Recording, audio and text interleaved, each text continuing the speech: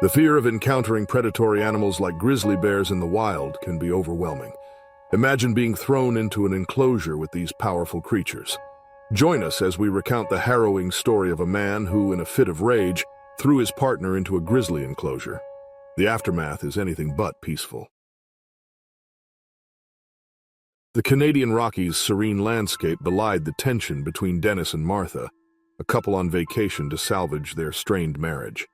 Married for over a decade, their relationship had become marked by disagreements and unresolved issues. Their visit to the wildlife park, renowned for its natural beauty and formidable creatures, was a last attempt to reconnect. As they walked through the park, it was clear that the trip had only deepened their underlying tensions. They reached the grizzly bear enclosure, where the majestic animals roamed with an aura of raw power. For a brief moment, the sight of the bears bridges the emotional chasm between them. However, a trivial disagreement quickly escalated into an argument, the weight of years of frustration and resentment surfacing. Martha tried to walk away, but Dennis, overwhelmed by anger, grabbed her arm. She pulled free, but Dennis, in a moment of blind rage, pushed her. Martha stumbled, lost her footing, and fell into the grizzly bear enclosure. The world seemed to stop as Martha hit the ground, the sound echoing through the trees. Silence hung in the air before the grizzlies turned their attention toward her. Martha lay on the ground, her heart pounding in her chest. She could feel the rough earth beneath her and smell the scent of animal musk in the air. She knew she had to remain still so as not to provoke the bears. Every instinct screamed at her to run, to get up and climb the fence, but she forced herself to remain motionless. The closest bear, a massive male with thick brown fur and piercing eyes, began to move toward her. The bear's approach was slow and deliberate, each step sending vibrations through the ground. Martha could hear the crunch of gravel beneath its paws and the sound of its breath as it sniffed the air. She focused on keeping her breathing shallow, barely daring to draw in air as the bear drew nearer. She could feel the weight of its gaze on her, its eyes dark and unreadable.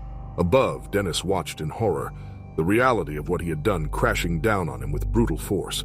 He wanted to scream, to jump in and save her, but he was frozen in place, paralyzed by fear and guilt. The park rangers, stationed at various points around the enclosure, had noticed the commotion and were already moving into action. One ranger, a tall man with a tranquilizer gun, began to aim. The bear was now only a few feet away from Martha, its massive head lowering as it sniffed at her.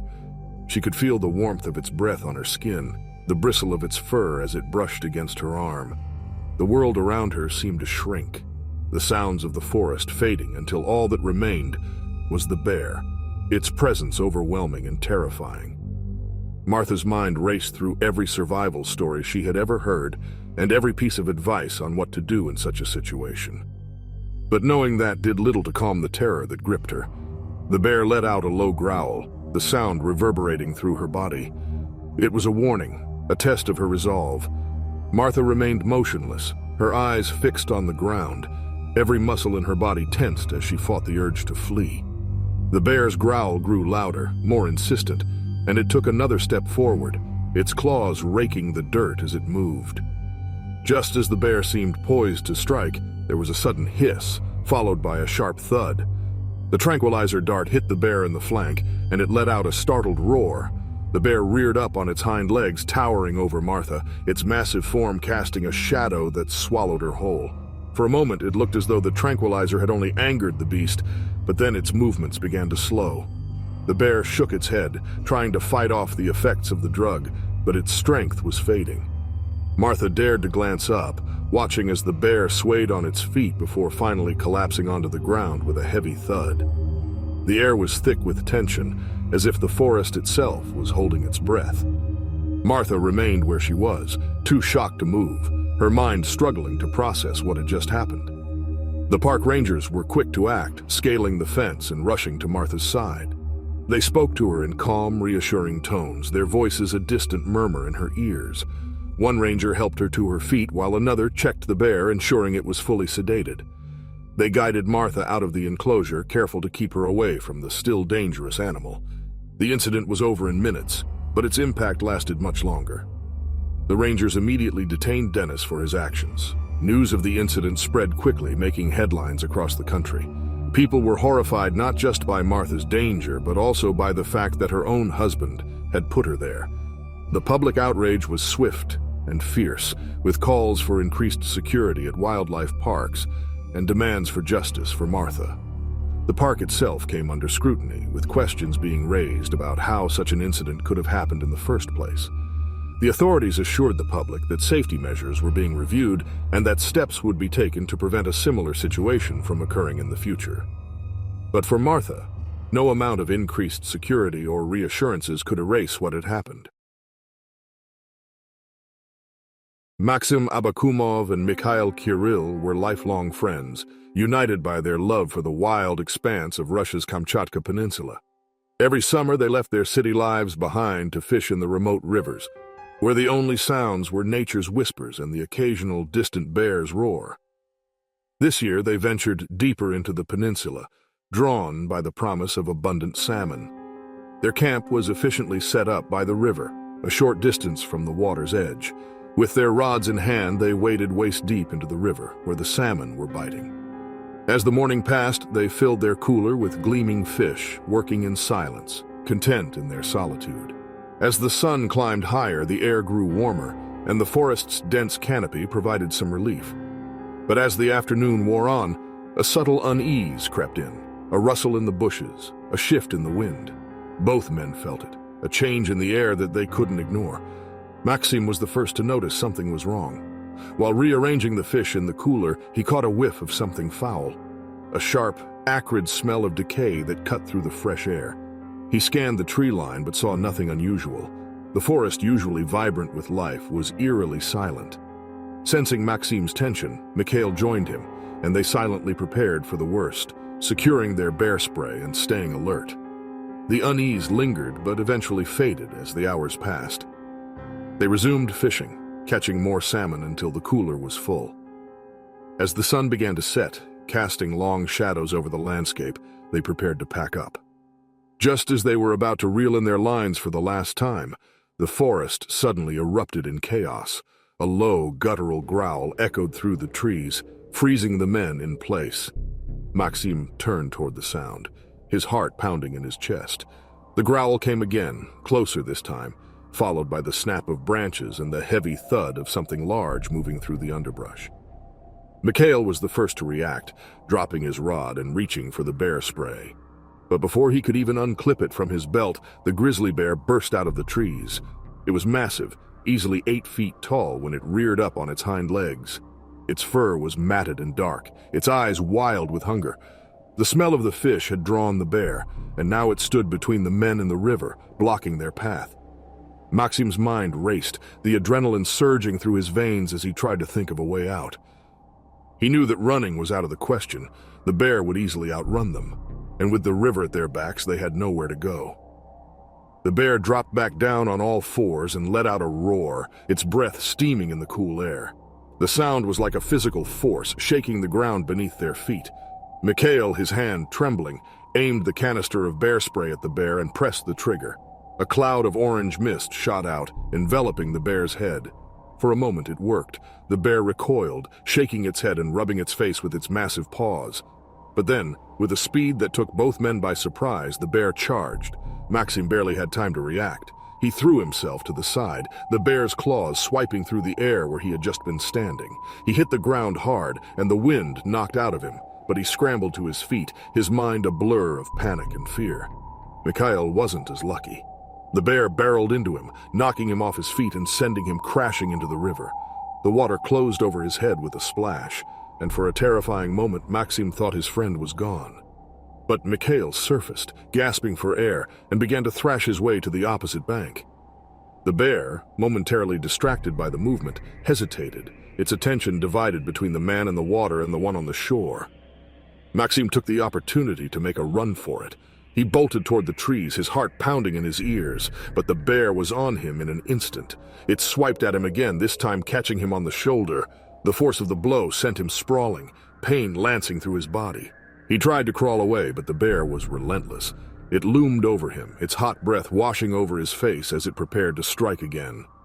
Maxim's hand found a rock, smooth and round, and he gripped it with all his strength. As the bear reared back, he swung the rock with all his might, connecting with the side of the bear's head. The bear let out a roar of pain and stumbled back, but it was far from defeated. It shook off the blow and lunged at him again. Maxim knew he couldn't keep this up. The bear was too mighty, too determined. He was running out of options, his strength waning with each passing second. Desperation fueled him, and he reached for the canister of bear spray that had fallen from his belt. His fingers closed around it, just as the bear lunged again. This time, he didn't aim for the face. Instead, he sprayed it directly into the bear's open mouth. The effect was immediate. The bear recoiled, gagging and coughing, as the acrid spray coated its throat. It thrashed about, its rage turning to panic as it tried to rid itself of the burning sensation. Maxim took the chance and scrambled to his feet, blood dripping from the gash on his shoulder. He staggered toward the river, where Mikhail had finally made it to the other side. His friend was calling to him, though the words were lost in the chaos. But before Maxim could reach the water, the bear recovered. It shook its head violently, then fixed its bloodshot eyes on Maxim with a look of pure fury. The beast charged once more, but this time, Maxim was out of options. He turned to face the bear, ready to make his last stand, when a gunshot rang out through the trees. The bear stopped dead in its tracks, confusion flashing across its face before it crumpled to the ground. Another shot followed, and the bear went still, its massive body twitching as the life drained out of it. Maxim, still clutching the canister of bear spray, stared in disbelief as a group of men emerged from the trees, rifles in hand. The other fishermen had heard the commotion and came to help. They rushed to Maxim's side, helping him to his feet and checking his injuries. Mikhail swam back across the river, limping and drenched but alive. The men spoke in urgent tones, their eyes darting between the bear's lifeless body and the two injured fishermen. The threat was over, but the aftermath of the attack weighed heavily on them all. One of the fishermen quickly examined Maxim's shoulder, his hands practiced and steady, despite the grim circumstances. The wound was deep, but it hadn't hit anything vital, though the blood loss and shock were severe concerns. The two friends exchanged a look of shared relief, their silent bond stronger than ever after surviving such a harrowing ordeal. The chainsaw roared through the dense Siberian forest, shattering the stillness of the ancient trees. Ivan Petrov, a seasoned logger, worked methodically, felling one towering pine after another. Ivan, in his mid-40s, was a rugged man, his face etched with lines from years spent battling the elements. He moved with the precision of someone who had spent countless hours in these woods, each cut deliberately, each tree carefully selected. As the tree he was working on creaked and toppled to the ground, the crash echoed through the forest, a brief interruption in the otherwise eerie quiet. Ivan paused, wiping sweat from his brow despite the cold. The day was nearing its end, and with the sun casting long shadows through the trees, he knew he had only a few hours of daylight left. Pressed by the logging company's high quotas, he pushed deeper into the forest. The further he ventured, the colder and darker it became. The trees here were older, their gnarled trunks thick, the underbrush denser. A sense of unease settled over Ivan. The silence was unnerving, as if the forest itself was holding its breath. He tried to shake off the feeling, attributing it to the isolation and the fading light. Then he heard it, a low, rumbling growl that seemed to vibrate through the ground. Ivan froze, his heart pounding. The growl came again, closer, more menacing. He recognized the sound, a grizzly bear, and it was near. The chainsaw in his hand suddenly felt useless, a flimsy defense against the powerful predator lurking in the shadows. Ivan slowly turned, scanning the dark forest for any sign of the bear. The trees loomed around him, their shadows deep and impenetrable. He couldn't see the bear, but he knew it was there, watching him, perhaps ready to strike. Alone, miles from help, Ivan realized his only hope was to back away slowly and hope the bear would lose interest and move on. The silence of the forest now felt suffocating as he carefully began to retreat, the primal fear gripping him like a vice. He took a step back, his eyes still scanning the forest, his body tense with fear. The growl came again, closer now, and Ivan felt his heart skip a beat. He had heard stories of bear attacks, tales of hunters and loggers who had been mauled, their bodies found days later torn and bloody. The thought of such a fate sent a shiver down his spine. Ivan took another step back, his breath coming in short, shallow gasps. He could hear his own heartbeat, loud in his ears, drowning out the sounds of the forest. He moved slowly, cautiously, trying to put as much distance between himself and the bear as possible. The growl came again, this time from directly behind him.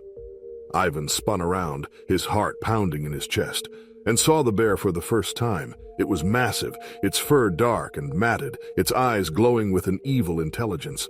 The bear was standing on its hind legs, towering over him, its jaws open in a snarl, revealing sharp, yellowed teeth. Ivan's blood ran cold. The bear was close, too close. He could smell its musky scent and see the drool dripping from its jaws. The chainsaw in his hand suddenly felt like a child's toy, useless against the raw power of the creature before him. He knew that he was no match for the bear, and that his only hope was to run, to try to escape before the bear could strike.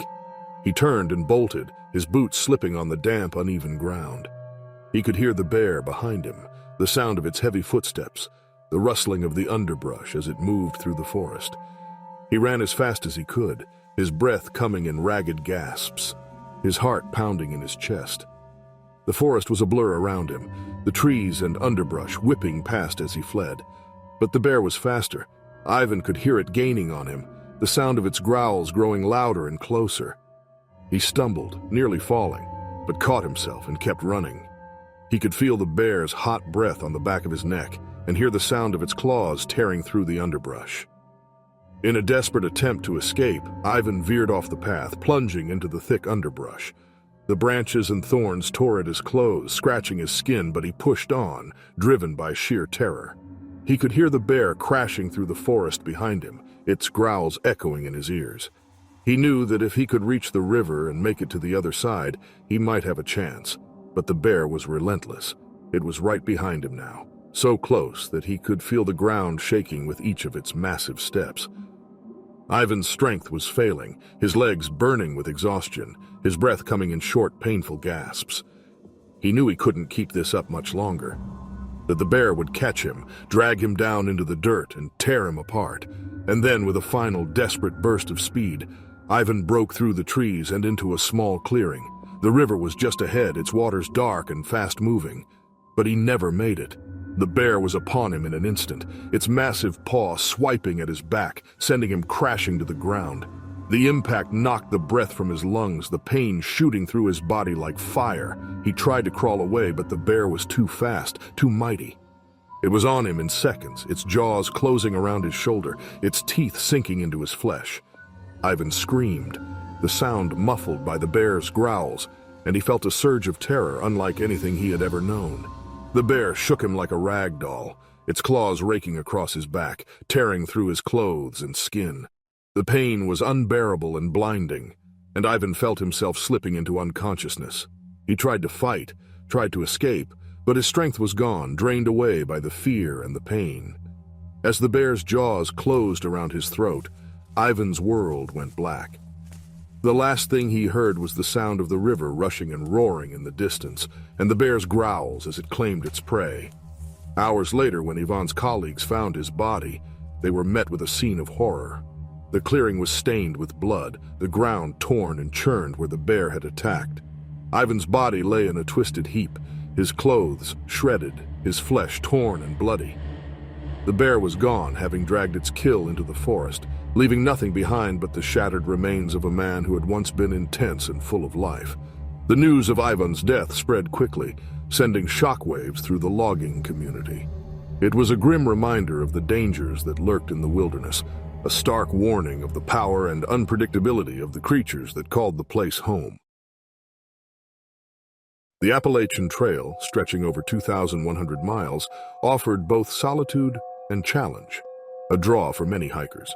For Honduras, a seasoned backpacker with experiences on the Pacific Crest and Continental Divide trails, the Appalachian Trail was his final frontier. He had planned meticulously, knowing the risks of solo hiking in bear country. His bear spray was always close, and his food was stored in bear-proof containers. Yet the wilderness had its own rules, and he was just another creature within it. Late afternoon, I found him at a clearing ideal for the night. The ground, cushioned by pine needles, offered a soft bed while towering trees formed a natural canopy overhead. The fading light painted the sky in warm hues as Honduras set up his tent with practiced ease. His campsite, though simple, provided a temporary refuge in the vast wilderness. As dusk turned to night, the forest's character shifted. The warmth of the day gave way to the cool touch of evening, and the forest grew quiet. Birds fell silent, replaced by the rustle of nocturnal creatures. Honduras, ever cautious, stored his food away from his tent, a habit ingrained from years on the trail. Yet a lingering unease nagged at him as if something unseen watched from the shadows. The night deepened, the temperature dropping steadily. Wrapped in his sleeping bag, Honduras lay awake, his senses heightened by the stillness around him. The fire had long since died, leaving only faint embers. He listened intently, aware of every sound, the distant hoot of an owl, the soft rustling of leaves, the occasional crack of a branch. Then something different. A heavy rustling, the crunch of large paws on the forest floor, too close for comfort. His heart raced as he gripped his bear spray, straining to pinpoint the sound. The darkness seemed to close in, and the forest suddenly became more menacing. He knew the danger was real. Stories of bear encounters on the trail were not uncommon, and he had heard enough to understand the stakes. Alone in the wild, the rules of civilization no longer applied. Here, survival was all that mattered. The bear appeared as a hulking shadow at the edge of the clearing, its massive frame silhouetted against the faint light of the stars. For a moment it seemed to pause, its head swinging from side to side as it sniffed the air. The wind had betrayed him, carrying the scent of his meal to the animal. Honduras remained frozen, his mind racing through his options. The grizzly was immense, its fur bristling in the cold air, its eyes dark and unreadable. It moved with a grace that belied its size. Each step measured as it closed the distance between them. Honduras's breath was shallow, his heart hammering in his chest. He knew that any sudden movement could trigger an attack, but standing still felt like waiting for death itself. The bear reached his campsite, its nose working furiously as it searched for the source of the scent that had lured it here. It sniffed at the remnants of his fire, then turned its attention to his tent. Honduras knew he had to act. His chance was slipping away with each passing second. He slowly raised the bear spray, his hand trembling, but before he could deploy it, the bear lunged a blur of fur and teeth. The force of the impact knocked him backward, the breath driven from his lungs as he hit the ground. Pain erupted as the bear's claws raked across his chest, a searing agony that left him gasping. Instinct took over and he tried to shield himself, but the bear was relentless. It swatted at him with its massive paws, its jaws snapping dangerously close to his face. The weight of the animal was crushing, its strength overwhelming. Honduras could feel the warmth of his blood soaking through his clothes, the metallic scent mingling with the damp earth beneath him. The world narrowed to the sound of his ragged breathing, the bear's growls, and the sharp, burning pain that consumed him. Somewhere in the chaos, Honduras's hand found the bear spray. He fumbled with it, his vision blurring from the pain. The bear reared back, giving him a split second, and he seized it, spraying a cloud of the acidic substance into the animal's face. The bear roared in fury. Its attack momentarily halted as it shook its head, trying to rid itself of the burning irritation. But the reprieve was brief. The bear, enraged, redoubled its efforts, swiping at him with renewed aggression. Honduras's strength was waning, the blood loss and shock taking their toll. He knew he couldn't last much longer. Then, from the darkness, a sudden flare of light, brilliant, blinding. A loud bang followed, reverberating through the trees. The bear, startled, paused in its attack, its attention drawn to the source of the light. Another flash, and this time, the bear turned and retreated into the forest, its hulking form quickly swallowed by the shadows. Honduras lay still, his body trembling uncontrollably. The pain was overwhelming, his vision swimming as he struggled to stay conscious. He could feel the warmth of his blood pooling around him, the cold night air chilling him to the bone. The world around him seemed to fade in and out, the sounds of the forest distant and muffled. Footsteps approached, hurried and heavy. A figure knelt beside him, hands checking his injuries with practiced efficiency. Honduras tried to focus, to stay awake, but the darkness was closing in and he could feel himself slipping away. The next few hours were a blur of pain and confusion. He was vaguely aware of being moved, of voices speaking in urgent tones, but the words were lost to him. The only constant was the pain, a searing, unrelenting agony that consumed his every thought. Time lost all meaning as he drifted in and out of consciousness. The line between reality and nightmare blurred beyond recognition. When he finally awoke, it was to the sterile smell of antiseptic and the soft hum of machines. The brightness of the room was a stark contrast to the darkness of the forest, and it took him a moment to realize where he was. The white walls and the beeping of medical monitors told him he was in a hospital, far from the wilds of the Appalachian Trail. His body was wrapped in bandages, the wounds from the bear's attack covered, but still throbbing with a dull, persistent pain. He tried to move, but the effort sent a wave of nausea crashing over him, and he sank back into the pillows, exhausted. The reality of what had happened slowly began to sink in. The bear, the attack, the near-death experience, it all seemed surreal, like a bad dream from which he had only just woken. But the pain was real, a constant reminder of how close he had come to losing everything. The Alaskan wilderness stretched endlessly before the five snowmobilers, a vast snow-covered expanse of mountains, frozen rivers, and dense forests. The sun, a pale orb in the sky, cast long shadows over the landscape, while the biting cold nipped at their exposed skin. Well-prepared and seasoned adventurers from Scandinavia, Jens Lundström led the group, his icy blue eyes scanning the horizon with practiced vigilance. His companions, Anders Svensson, Oskar Nilsson, Malik Egedal, and Nivi Chemnitz, shared his enthusiasm for exploring the remote wilderness, each driven by a love for adventure. Setting out that morning, the group had been eager to explore a new area of the Alaskan interior.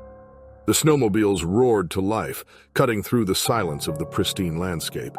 The trail, barely visible, wound through towering pines and up the mountainside, yet beneath the beauty an underlying tension lingered.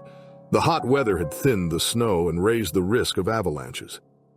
Jens had noted the danger, but now, deep in the wilderness, it was impossible to ignore. A growing sense of caution overshadowed the thrill of the ride. As the sun dipped lower, casting a golden light over the landscape, the group decided to head back. They parked in a small clearing to rest and prepare for the return journey. Just as they were about to set off, a low, rumbling growl broke the stillness. They froze, scanning the trees for the source of the noise.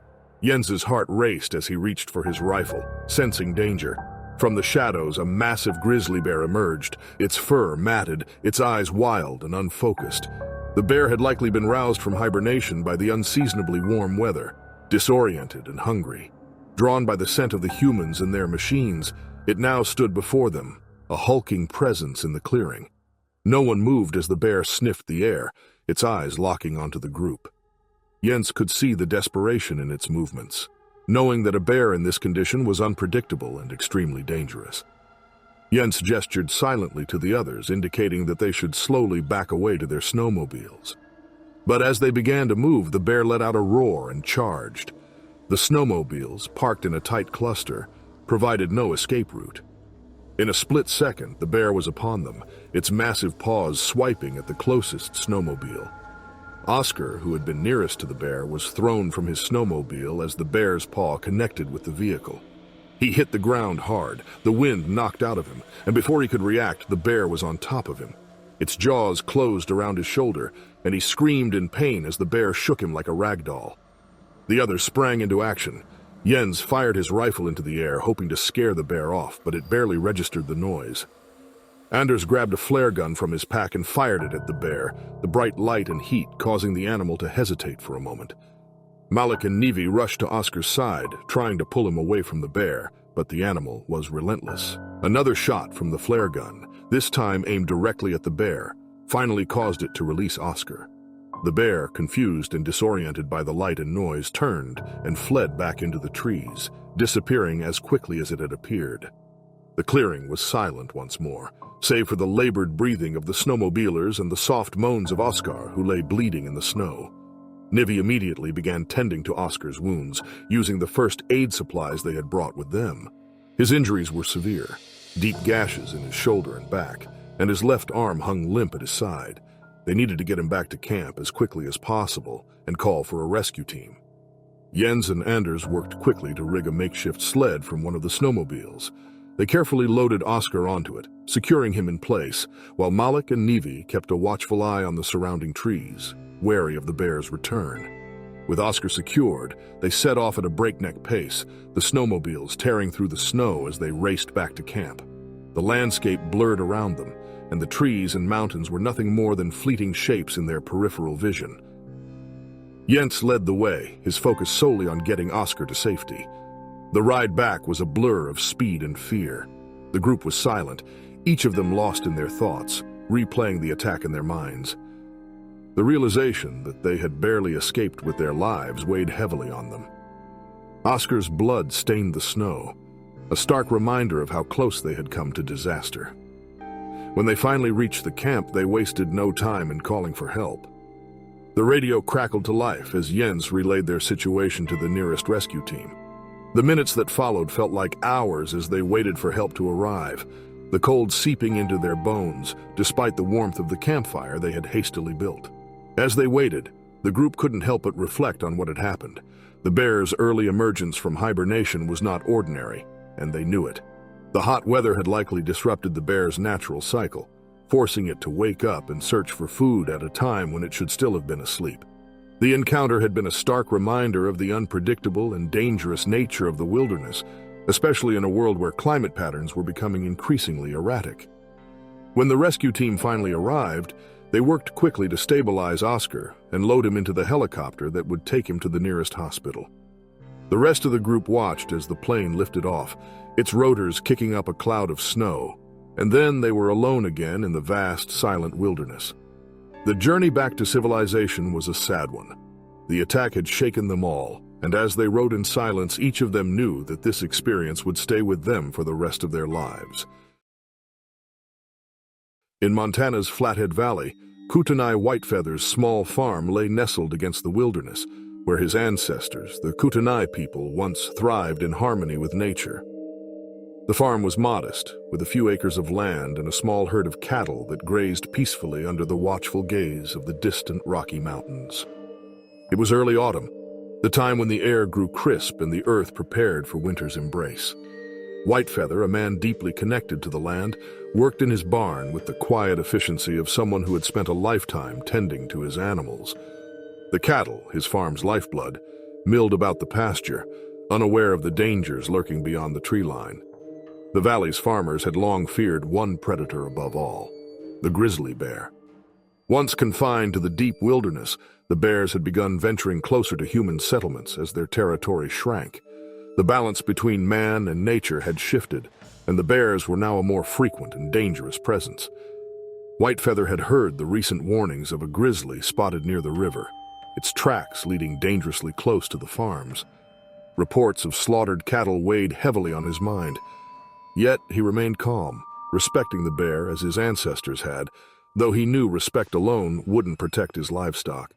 As Whitefeather finished his morning chores and stepped out into the clear, brilliant light, he instinctively scanned the tree line for any signs of movement.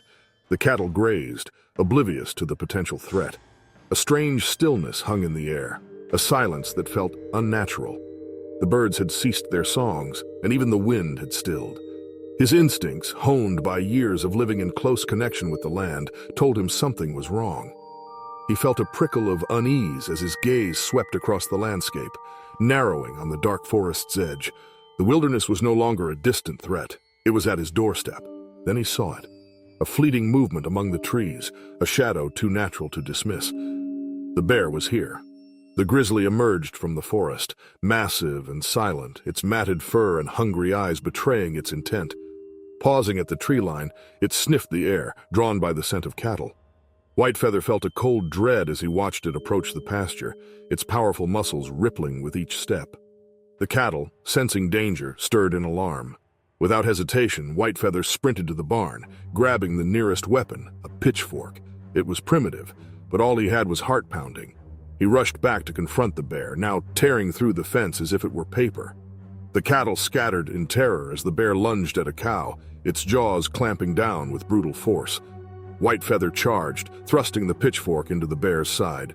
The sharp tines barely penetrated its thick hide. Enraged, the bear turned on him, towering above him in a terrifying display of raw power. With a thunderous roar, it struck him down, its massive paw sending him sprawling. Pain seared through Whitefeather as he lay on the ground, helpless. The pitchfork was out of reach, and the bear, undeterred, loomed over him. It struck again, claws tearing into his back, and in that moment, Whitefeather realized the enormity of his mistake. He had challenged a force far beyond his control. Whitefeather cried out in pain, his voice lost in the vastness of the valley. The bear's weight pressed down on him, crushing him into the earth. He felt the bones in his chest crack, the air driven from his lungs. The world began to blur, his vision darkening at the edges. He could hear the bear's growls, low and menacing, as it continued to maul him. The cattle had scattered, their cries fading into the distance. The bear, satisfied that its prey was no longer a threat, turned its attention back to the livestock. Whitefeather lay on the ground, barely conscious, his life slipping away with each shallow breath. He could feel the warmth of his blood pooling beneath him, the cold earth leaching away what little strength he had left. In his final moments, Whitefeather's thoughts turned to his ancestors, the Kootenai people who had lived and died in these mountains. He reflected on their wisdom and respect for the land and wondered if they too had faced this same fear, this helplessness against nature's raw power. The bear, driven by hunger, moved through the pasture, killing another cow. The once peaceful valley was now a place of violence and death. As Whitefeather's life ebbed away, he thought of the land he loved and the bear, a wild creature acting on instinct. He wondered about the future, the challenges and choices others would face in this delicate balance between man and beast. When Whitefeather's neighbors discovered the carnage, it was too late. They found his broken body among the blood-stained grass and the remains of his cattle. Shock and sorrow etched their faces as they realized the fear that comes when the wild pushes back against civilization's encroachment.